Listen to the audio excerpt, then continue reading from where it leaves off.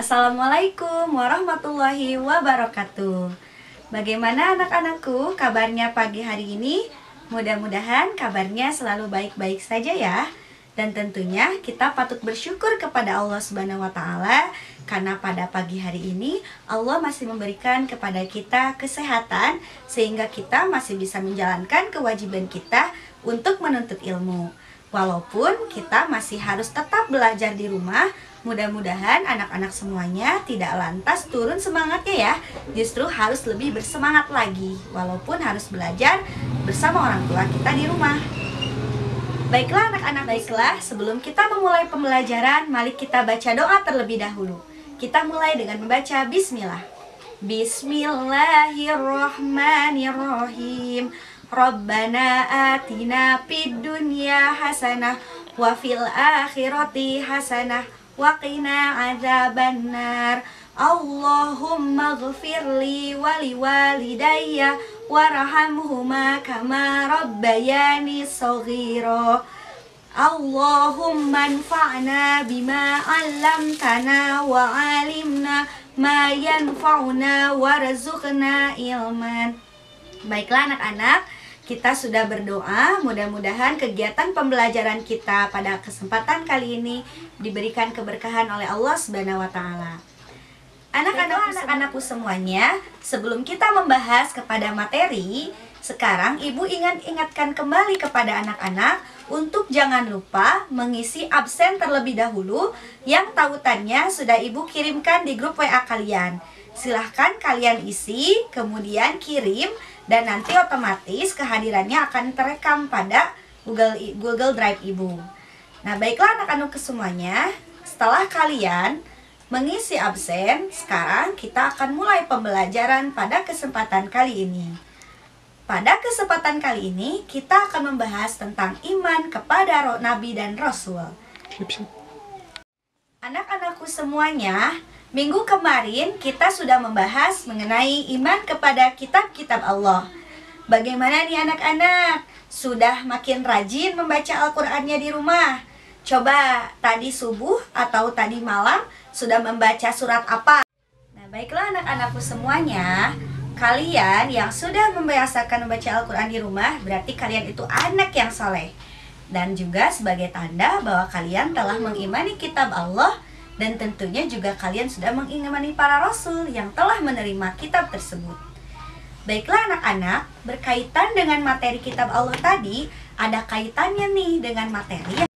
Anak-anakku semuanya, adapun tujuan dari kita mempelajari materi iman kepada Nabi dan Rasul adalah agar kalian bisa meyakini sifat-sifat Nabi dan Rasul dan bisa meneladaninya dalam kehidupan kalian sehari-hari. Serta nanti kalian mampu menjelaskan apa itu pengertian iman kepada Rasul, apa perbedaan Nabi dan Rasul, mengetahui dalil naklinya, serta kalian memiliki kemampuan untuk mengetahui apa itu sifat dari Nabi dan Rasul Allah Subhanahu wa Ta'ala. Dan tentunya Ibu harapkan kalian bisa mengikuti pembelajaran dari awal sampai akhir dengan baik ya. Karena insya Allah ketika kalian mengikuti pembelajaran dengan baik, akan banyak manfaat yang kalian bisa dapatkan. Tentunya akan membuat kalian menjadi sosok yang lebih mandiri, percaya diri, dan juga amanah. Sehingga akan mendapatkan banyak teman dan mendapatkan kebaikan, baik itu kehidupan dunia maupun akhirat. Anak-anakku semuanya, sebelum kita masuk ke kegiatan inti pembelajaran, Ibu mau mengajukan terlebih dahulu pertanyaan kepada anak-anak semuanya. Mohon untuk dijawab dan kemudian didiskusikan ya. Pertanyaannya adalah, kita kan sudah tahu bahwa Allah sudah menurunkan kitabnya kepada kita sebagai umat Islam.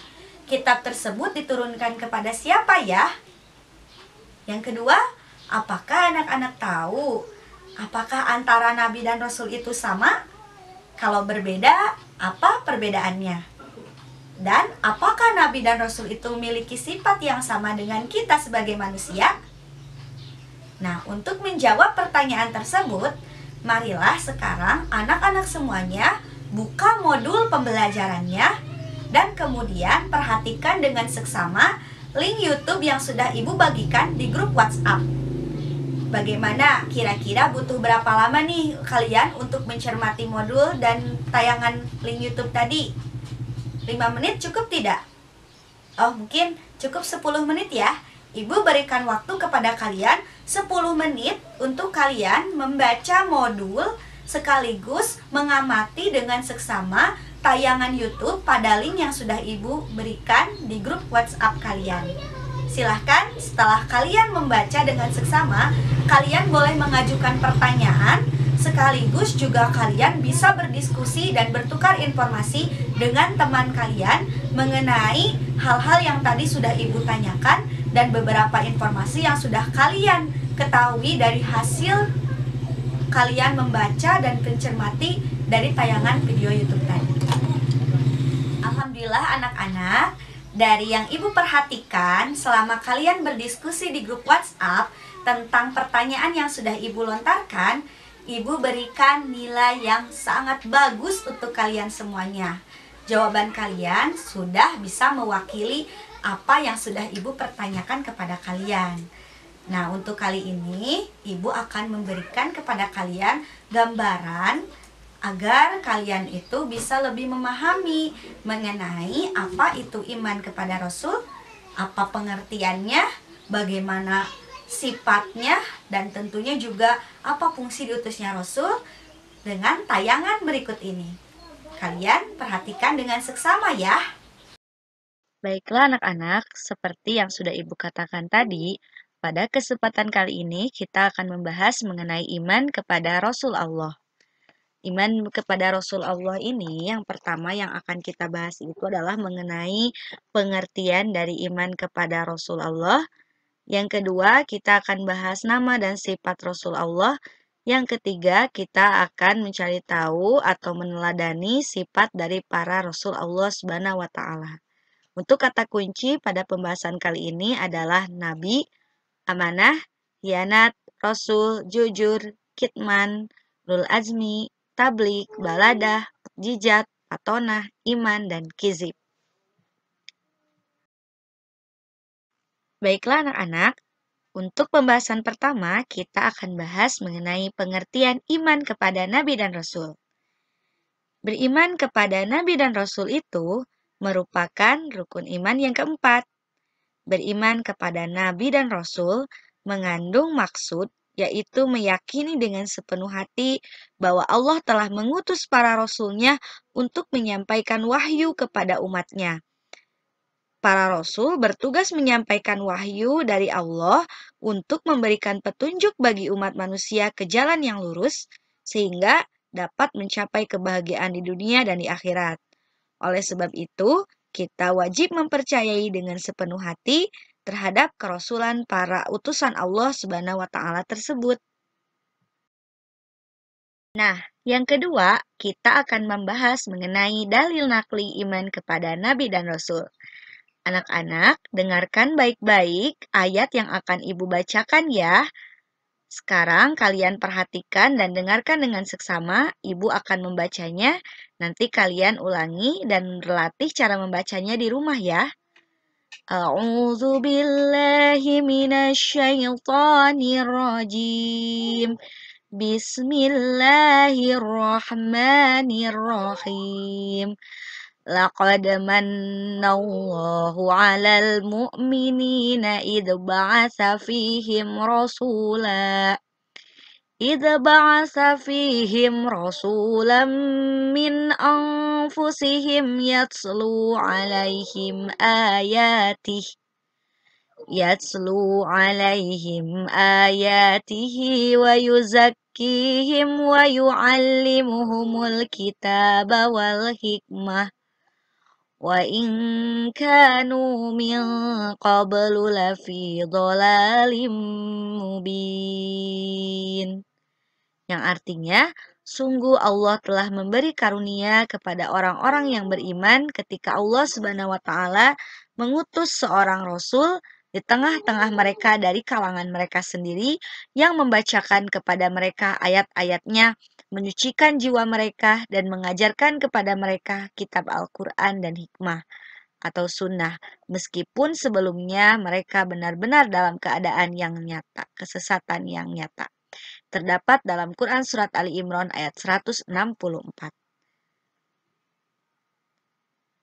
Ayat tersebut memberikan penjelasan kepada kita bahwa Allah telah mengutus Rasul dari kalangan manusia sendiri, sehingga dapat diteladani oleh umat Islam. Dan tentunya umat Islam wajib mengimani seluruh Rasul yang diutus oleh Allah Subhanahu wa Ta'ala.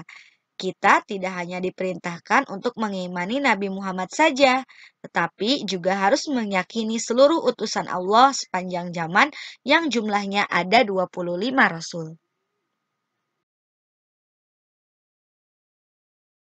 Anak-anak, sebenarnya jumlah Nabi dan Rasul itu sangatlah banyak. Banyak sekali orang yang berpendapat mengenai jumlahnya. Tetapi yang disebutkan dalam Al-Quran itu hanya terdapat 25 Nabi dan Rasul.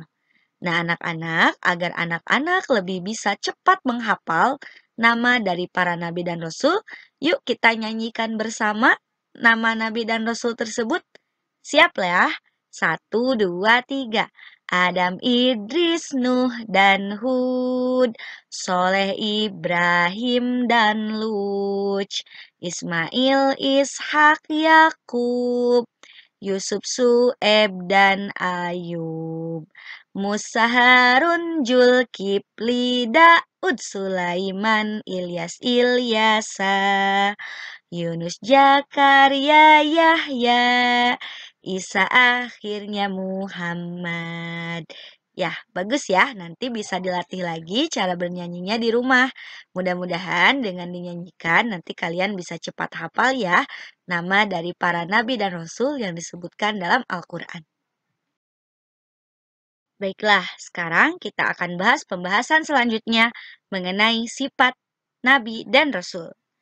Kalian pasti sudah tahu ya bahwa rasul adalah utusan Allah.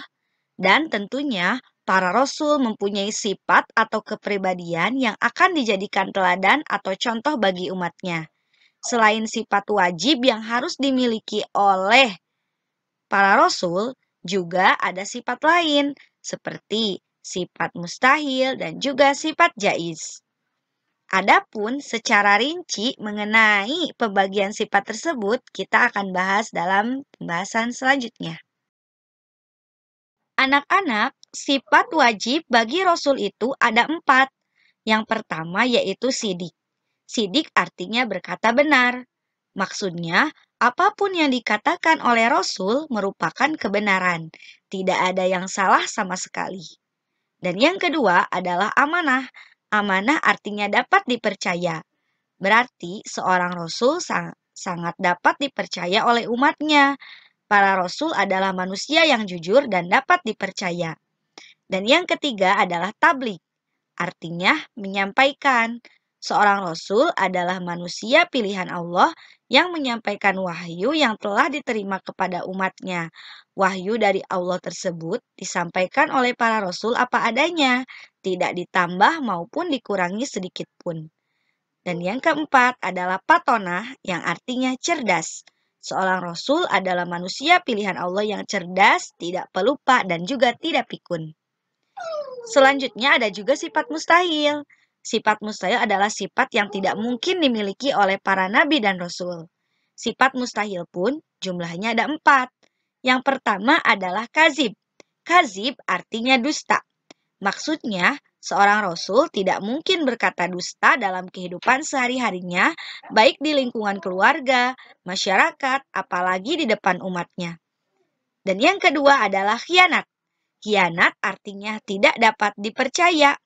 Seorang rasul tidak mungkin berkhianat atau ingkar janji terhadap umatnya. Yang ketiga adalah kitman. Kitman artinya menyembunyikan. Seorang rasul tidak mungkin menyembunyikan walaupun sedikit dari wahyu yang telah diterimanya. Dan yang terakhir, rasul tidak mungkin bersifat baladah, artinya bodoh. Seorang rasul tidak mungkin bersifat bodoh. Jika seorang rasul bersifat bodoh, pasti akan diatur dan dipermainkan oleh umatnya. Anak-anak, selain sifat wajib dan sifat mustahil, Rasul juga memiliki sifat jaiz. Sifat jaiz artinya adalah sifat yang boleh, di mana seorang rasul itu pada dasarnya sama seperti kita, yaitu manusia biasa yang dapat mengalami dan merasakan segala sesuatu yang dirasakan manusia lain, misalnya merasa lapar, sedih, menderita, dan sebagainya. Anak-anak, para rasul memiliki tugas yang diamanatkan Allah kepada mereka. Mereka merupakan manusia terpilih yang sengaja diutus oleh Allah untuk memperbaiki keadaan kaumnya. Adapun secara rinci, tugas dari para rasul Allah adalah sebagai berikut. 1. Sebagai pembawa ajaran tauhid yang benar, yakni mengesahkan Allah dan meluruskan kembali ajaran tauhid yang sesat di kalangan kaumnya. Tugas rasul yang kedua adalah sebagai pembawa kabar gembira. Membawa kabar gembira bahwa hamba-hamba Allah yang taat kelak akan mendapatkan balasan kebaikan, yaitu syurga. Yang ketiga, tugas Rasul adalah pemberi peringatan, yaitu pemberi peringatan bahwa manusia yang ingkar, berbuat kejahatan, maksiat, dan menganiaya akan mendapatkan balasan di neraka. Dan yang keempat, yaitu untuk membina kehidupan manusia agar menerapkan akhlak yang mulia. Nah, itulah di antara tugas para nabi dan rasul. Anak-anak, kalian sekarang sudah mempelajari iman kepada Rasul Allah, baik itu pengertiannya, namanya, sifatnya. Dengan beriman kepada Rasul, tentunya kita dapat mengambil hikmah dari pembelajaran tersebut. Adapun hikmah yang dapat kalian laksanakan dalam kehidupan sehari-hari antara lain. Yang pertama, meneladani sifat-sifat mulia para nabi dan rasul, seperti dengan bersikap adil, jujur, sabar, teguh, dan semangat dalam berdakwah menegakkan ajaran Allah. Dan yang kedua, umat-umat terdahulu mengalami kehancuran dan mendapatkan azab dari Allah karena mereka ingkar, sombong, dan menyekutukan Allah. Nah, hal ini menjadi pelajaran bagi kita untuk senantiasa menjaga keimanan dan perilaku kita agar sesuai dengan ajaran Allah Subhanahu wa taala. Dan yang ketiga, selalu meningkatkan keimanan dan ketakwaan kepada Allah agar negeri kita mendapatkan kemakmuran dan keberkahan. Dan yang keempat, kita selalu patuh dan taat dalam melaksanakan semua yang diperintahkan oleh Allah dan menjauhi apa yang menjadi larangannya. Itulah di antara hikmah dari beriman kepada Rasul dalam kehidupan sehari-hari. Semoga kita di antara hambanya yang senantiasa selalu mencintai para nabi dan Rasul dengan meneladani sifat-sifat terpujinya.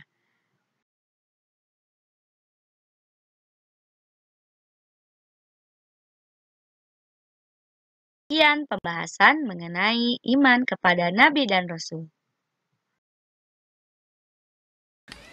Anak-anakku semuanya, setelah kalian mendapatkan pemaparan materi mengenai iman kepada Nabi dan Rasul yang sudah Ibu paparkan tadi, bagaimana materinya sudah bisa kalian pahami tidak?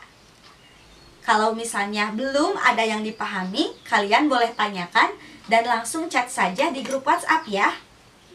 Kalau kalian sudah pahami, bagus. Berarti tandanya kalian sudah siap untuk melakukan pembelajaran berikutnya.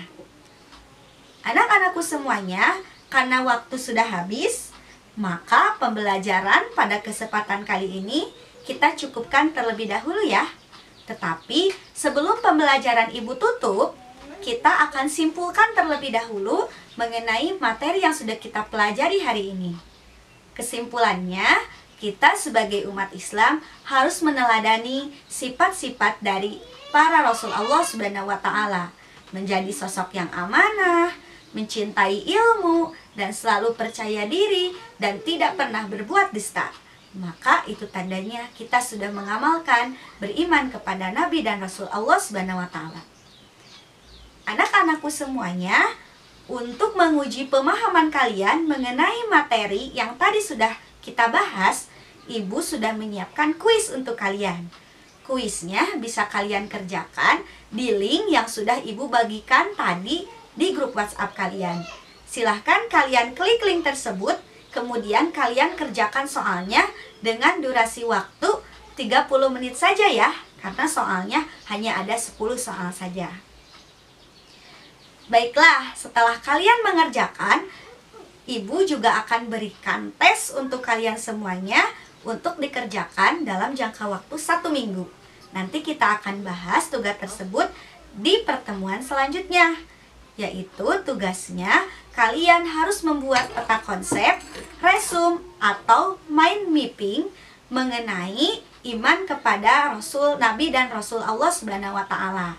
Tugasnya nanti bisa kalian catat, ketik, atau kalian foto hasilnya, kemudian upload ke link kantong tugas PAIBP mengenai iman kepada Rasul, yang linknya nanti akan Ibu share di grup WhatsApp kalian. Alhamdulillah ya, semua pembelajaran sudah kita lalui bersama. Ibu ingatkan kembali agar anak-anak untuk tetap semangat belajar dan sampai bertemu di minggu depan dalam materi selanjutnya. Di materi selanjutnya, kita akan membahas mengenai Rasul Ulul Azmi. Siapa itu Rasul Ulul Azmi dan bagaimana sifat dari Rasul Ulul Azmi? Silahkan anak-anak boleh cari tahu sekarang ya. Di rumah dicari tahu, nanti kita sama-sama diskusikan ketika dalam proses pembelajaran. Alhamdulillah, kegiatannya sudah selesai. Mudah-mudahan kalian bisa terus semangat belajar. Dan sebelum kegiatan pembelajaran kita tutup, kita sama-sama berdoa terlebih dahulu dengan mengucapkan Alhamdulillahirabbil alamin. Baiklah, untuk pembelajaran PAIBP mengenai iman kepada Nabi dan Rasul, Ibu cukupkan sekian. Sampai bertemu lagi minggu depan. Wassalamualaikum warahmatullahi wabarakatuh.